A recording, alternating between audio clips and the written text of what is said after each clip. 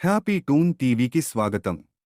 గాఢమైన మబ్బులు ఆవరించిన ఒక లోయలో ధూమ్రిక అనే ఓ చిన్న గ్రామం ఉండేది. అక్కడి ప్రజలు నిరాడంబరమైన జీవితం గడిపేవారు. అయితే ఒక రాత్రి మర్మమైన నీడలు గ్రామంలో ప్రవేశించాయి. అది మొదలైనది బాబా రఘునాథ్ గ్రామ కథకుడి దగ్గరే. ఆ రాత్రి అతను బనియన్ చెట్టు కింద కూర్చుని ఆకస్మికంగా భయంతో ఉలిక్కిపడి వారు వస్తున్నారు అని చెప్పాడు. ఆ వెంటనే అతను గాలిపోయినట్టుగా మాయమయ్యాడు. అతని పాగ మాత్రం నేలపై పడిపోయింది. మరుసటి రాత్రి గ్రామ వీధుల్లో వింతమైన స్వరాలు ప్రతిధ్వనించాయి. ప్రజలు తలుపులు బిగించి కూర్చున్నారు. కాని చుట్టికి అల్లరి పిల్లకు ఉత్సాహం ఆపుకోలేకపోయింది. తలుపు తీయగా నల్లని నీడల రూపాలు పొగలా ఊరేగుతున్నాయి. ఆ గ్రామంలో అత్యంత ధైర్యవంతుడు భోలాసింగ్.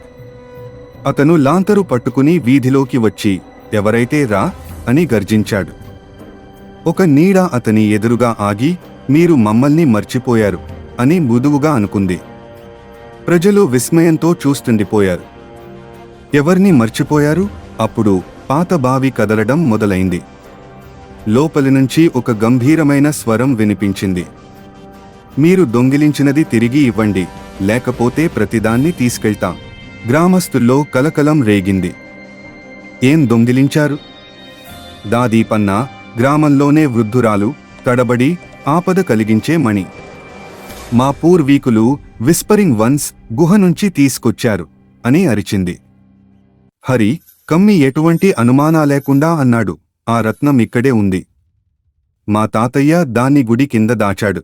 ప్రజలు గుడి కింద తవ్వగా రక్తం రంగులో మెరుస్తున్న ఆపద మణి బయటపడింది.